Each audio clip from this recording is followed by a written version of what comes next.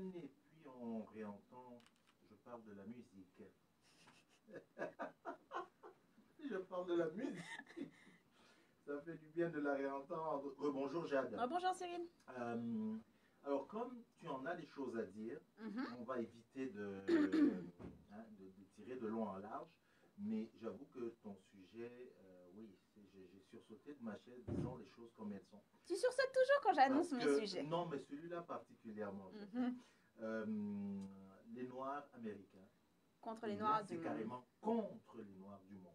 Ça veut dire Un qu'il titre un y a... petit peu peut-être qui joue sur le choc, petit Oui, clickbait ce que tu as peut-être. toujours eu l'habitude de faire de toute façon. Donc, on le prend comme tel, contre. Oui. Ça veut dire qu'il y a contre. Ça veut dire qu'il y a peut-être division Il y là a où il peut-être devrait y avoir division. solidarité des luttes. J'ai hâte d'entendre ça comme beaucoup d'autres. Alors pourquoi j'ai eu envie d'aborder le sujet? Tout simplement parce que j'ai vu passer pas mal d'articles, comme tu connais, c'est souvent les médias qui me donnent mon idée de sujet. J'ai vu passer pas mal d'articles qui faisaient référence à une interview qu'a donnée Samuel L. Jackson, l'acteur, très connu.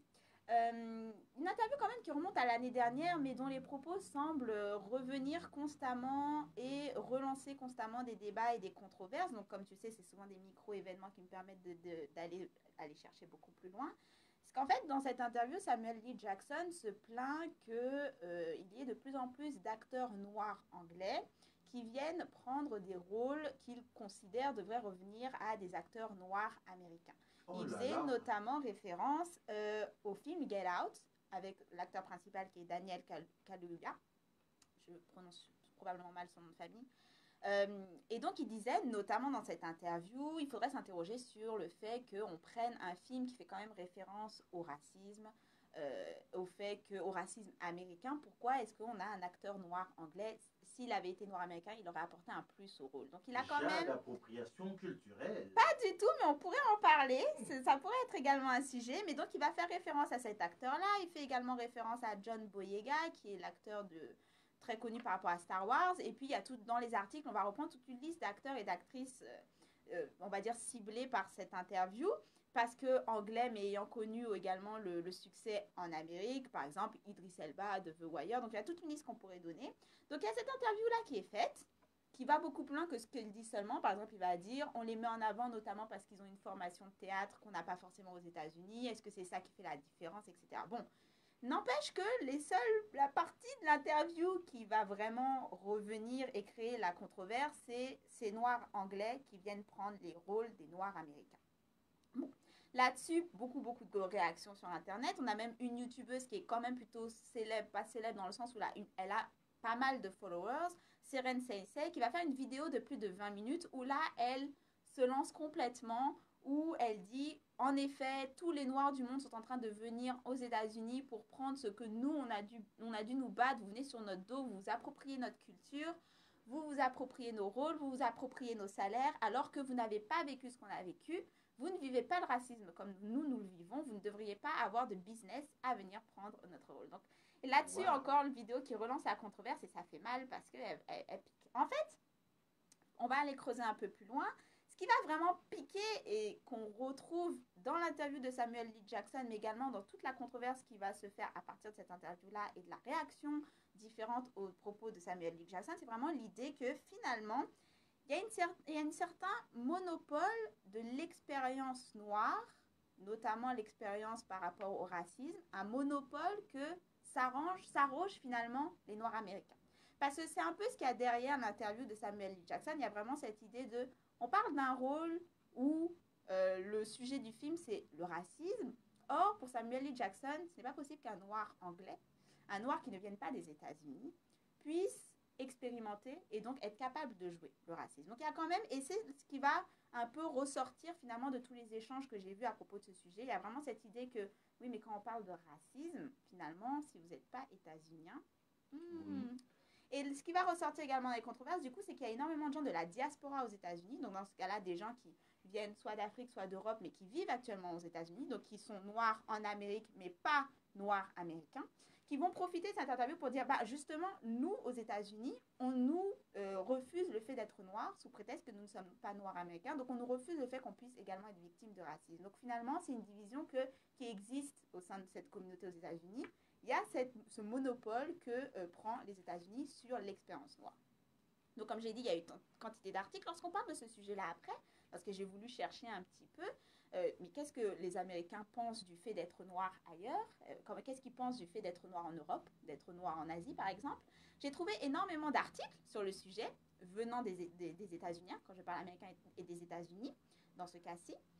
Également quelques-uns d'Amérique du Nord au Canada, mais très plus pour les États-Unis, qui vont faire une hiérarchie des expériences. Par exemple, ils vont dire, oui, on reconnaît qu'il y a du racisme en Europe, mais ça n'a rien à voir avec le racisme des États-Unis, c'est une autre échelle aux États-Unis. Je peux citer par exemple la BBC, qui a fait un article de Barrett Holmes, qui en tant que noir américain est allé en France, qui a vécu du racisme là-bas parce qu'il y a vécu quelques mois, mais qui à chaque fois pendant l'article en profitait pour dire, mais ça n'a rien à voir avec ce qu'on vit aux États-Unis. On a Big Think, par exemple, qui va faire une analyse du film Intouchable en disant, il n'y a qu'en France qu'un film pareil aurait pu être apprécié parce qu'aux États-Unis, nous, on aurait bien vu que là, c'est encore, entre guillemets, ce nègre de maison qui permet à un homme blanc riche de se sentir mieux dans sa vie. Bon, j'imagine qu'en France, ça a plu parce que les Français ne vivent pas le racisme. Alors que je rappelle quand même qu'il y a eu énormément de controverses autour d'Intouchable et que la communauté noire a parlé sur le fait que, sur ce film-là. Donc, il y a une invisibilisation de ce que la communauté noire a dit en France et vraiment, c'est ce monolithe. Ok, en fait, en France, ça peut passer parce que votre racisme, quelque part, c'est un peu dilué. Ça existe, ok, parce que de toute façon, vous êtes noir, mais ça n'a rien à voir avec ce qu'on vit. Donc, il y a vraiment cette idée qui va se perpétuer aux États-Unis que finalement la vie des Noirs en dehors des États-Unis, c'est une vie facile. Et c'est souvent une idée qu'on va retrouver même auprès de ce qu'on pourrait considérer comme l'intelligentsia reconnue aussi au niveau de l'Europe. L'exemple le plus concret, ce serait Ta-Nehisi Coates. Ta-Nehisi Coates, c'est cet auteur qui a écrit Lettre noire à mon fils, best-seller international, je revérifierai le titre. J'ai lu le livre. Et je dois avouer, très, très touchant, très fort, mais je dois avouer qu'arrivé vers la fin, j'ai failli envoyer le livre s'encastrer dans le mur. Pourquoi? Parce qu'arrivé à la fin du livre, Ta-Nehisi Coates part en France quelque temps et il va expliquer comment en France, tout d'un coup, lorsqu'il arrive en France, il s'était jamais rendu compte à quel point la pression d'être noir était lourde, parce que lorsqu'il arrive en France, toute cette pression se soulève, tout d'un coup, il découvre le fait qu'il est un être humain. Il n'y a pas de problème de sécurité, il est bien traité. Et puis, il fait cet éloge de la France et de l'Europe, comme voilà comment on devrait traiter les Noirs. Et là, donc, il le met dans son livre, puis il repart, comme s'il reprenait sa respiration, puis pour se préparer à revivre de nouveau les horreurs aux États-Unis. Donc, quand j'avais lu ce passage-là, je disais, encore un Noir américain qui va perpétuer cette idée que si vous n'êtes pas aux États-Unis, c'est la vie belle pauvre. Bon. Donc, il y a vraiment toute cette... Donc, on va aller un peu à l'encontre de ça, comme tu le sais si bien, Cyril. Tout d'abord, pour contrecarrer un petit peu ce que nous dit Ta-Nehisi Coates, Barrett Holmes, de l'article de la BBC, pareil, va en France vivre du racisme, mais c'est un peu, comme il le dit, différent, donc il respire. Ce que ne prennent pas en compte, et c'est la majorité, cette fois des États-Unis, ce qui ne prennent pas en compte, c'est déjà le bénéfice énorme qui est associé au passeport américain. C'est-à-dire qu'un noir américain qui va en Europe, c'est un noir américain. Et il faut bien comprendre qu'être américain en Europe, c'est recevoir le traitement « Ah, vous venez des États-Unis, on déploie le tapis rouge pour vous ». Donc oui, vous pouvez vivre du racisme en tant que noir.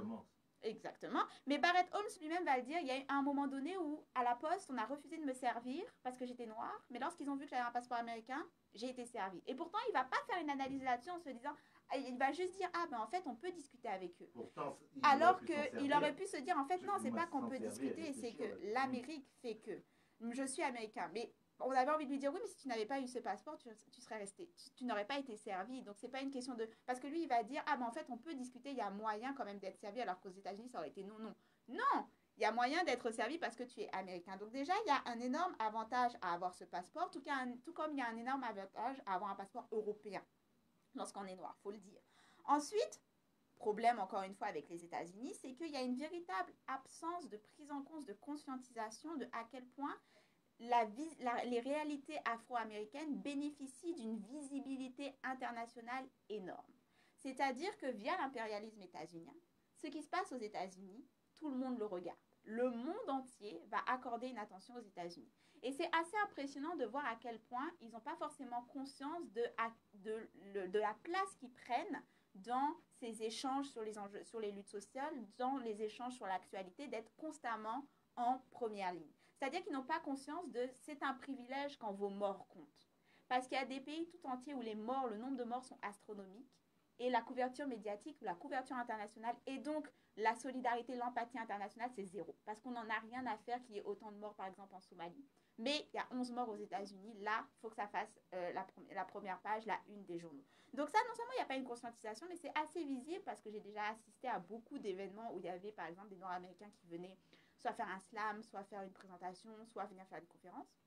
Et je trouvais ça toujours très intéressant de voir comment, par exemple, ils vont dire, je ne sais pas si vous avez entendu parler, mais chez nous, Trayvon Martin a été tué par la police, puis ça a lancé... Donc, et puis toute la salle les regarde en se disant, est-ce que elle est vraiment sérieuse?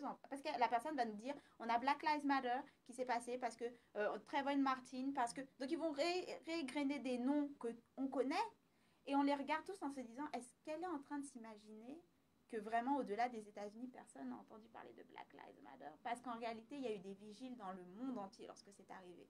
Mais par contre, lorsqu'on les... Donc, on attend un petit peu par respect, puis après, on leur dit, oui, on en a entendu parler. Mais parfois, moi, j'ai envie de leur dire, vous avez entendu parler d'Adama Traoré ou de Pierre Coriolan à Montréal? Non.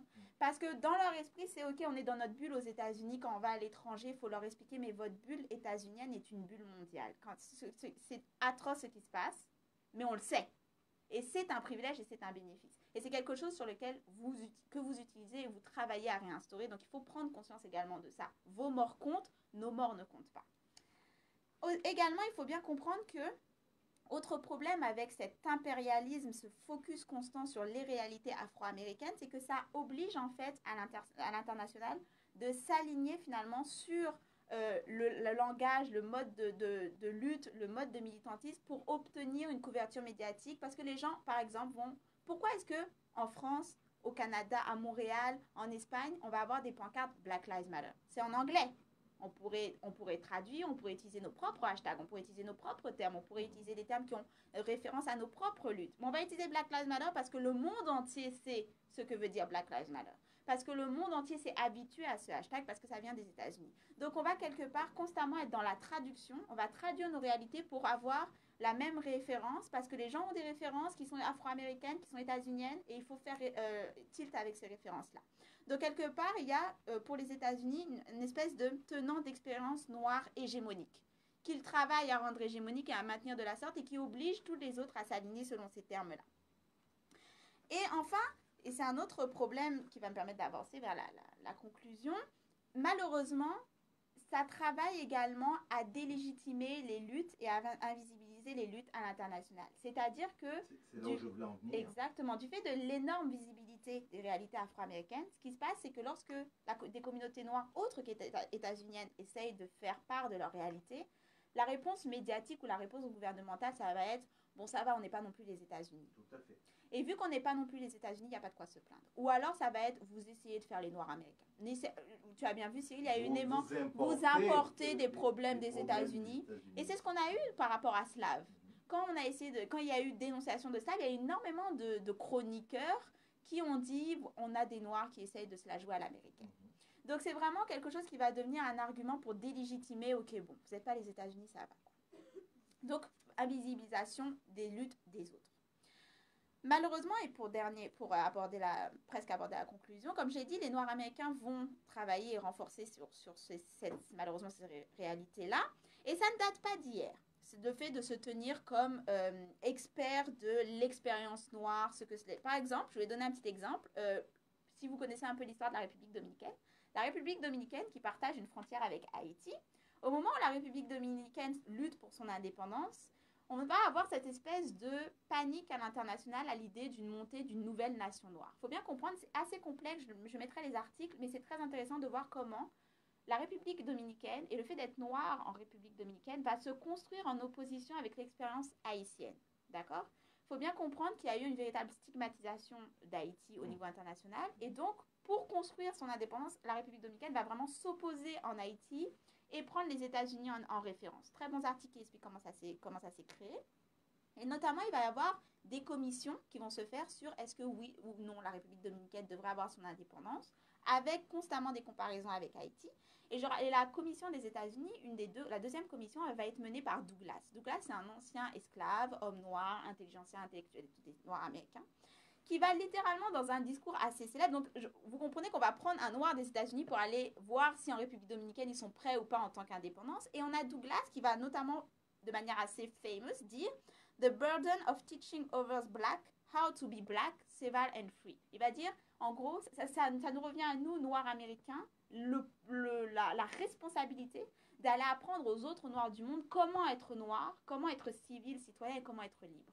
Donc il va se dire, ok, on a, ça fait un peu le lien avec ce que je disais souvent, le white savior, le poids du blanc. On a quand même les Noirs américains qui vont dire, en fait, nous, notre poids, c'est d'aller apprendre aux autres comment être noir. Et cette commission va dire, ok, la République dominicaine, vous avez le droit à votre indépendance en 1871, alors qu'ils vont le refuser à Haïti. Parce que eux, c'est pas la bonne façon d'être noir.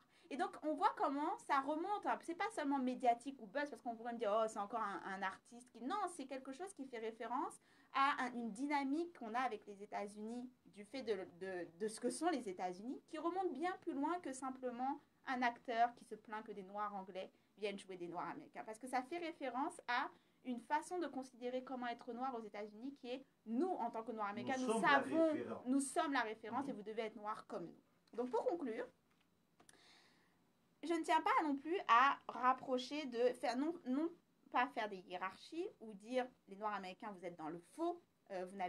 Ils sont dans le faux dans le sens ils n'ont pas le monopole du racisme, tout comme ils n'ont pas le monopole de l'expérience noire.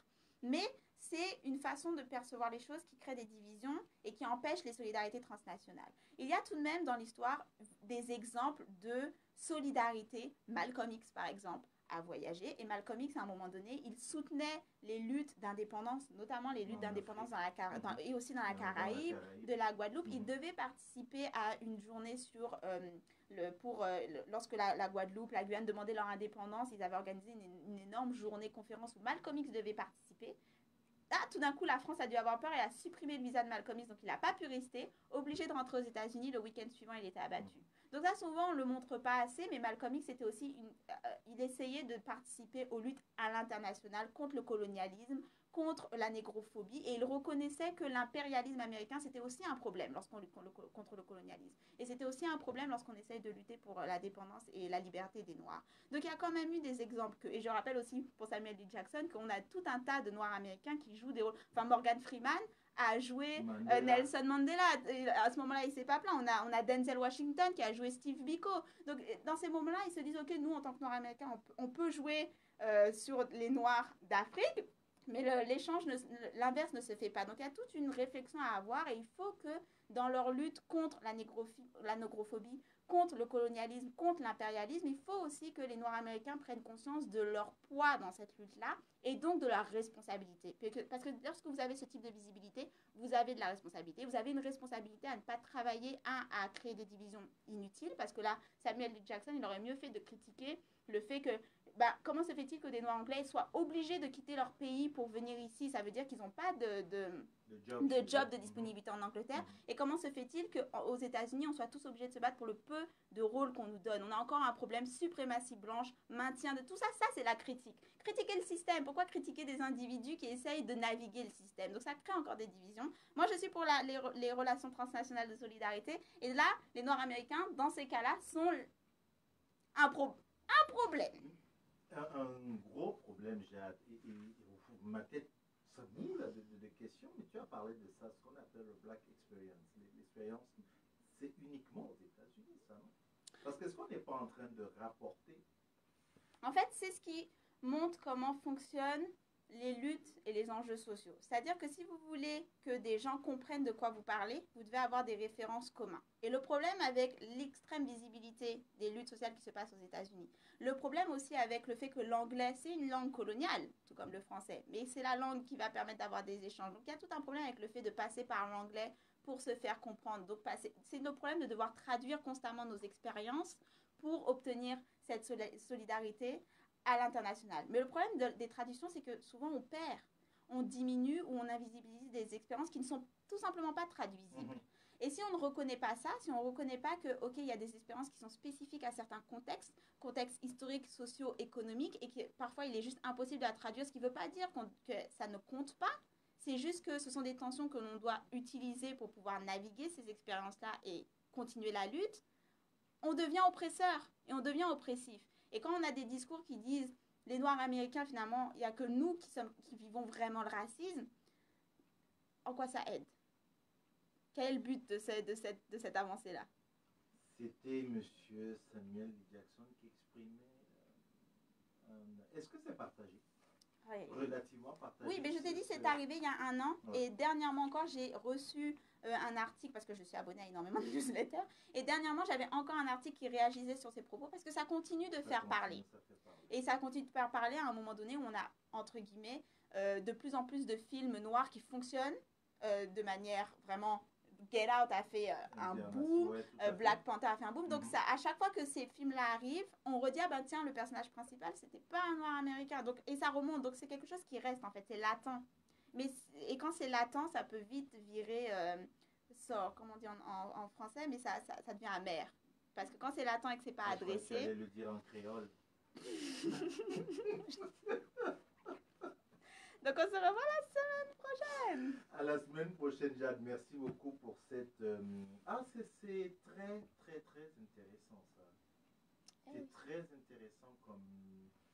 On dit quoi? Discussion intra. Oui. Ouais, c'est très intéressant. Oui. Parce qu'il faut quand même reconnaître que nous ne sommes pas... La communauté noire n'est pas un monolithe. Non, ce n'est pas tout à Voilà, fait. il y a des expériences différentes. L'intersectionnalité devrait aussi être dans la lutte contre le racisme. Chose, là, mais samedi, c'est ce dont Oui, tu c'est vas sur le parler thème un l'hétérogénéité des peu communautés des noires. communautés noires. Et le problème, c'est que lorsqu'on essaye de forcer un monolithe, ça ne peut que causer des problèmes. Ça cause un problème, tout à fait. Très intéressant. Merci, Jade. Je t'en prie, On se voit la semaine prochaine. Bye. Bye.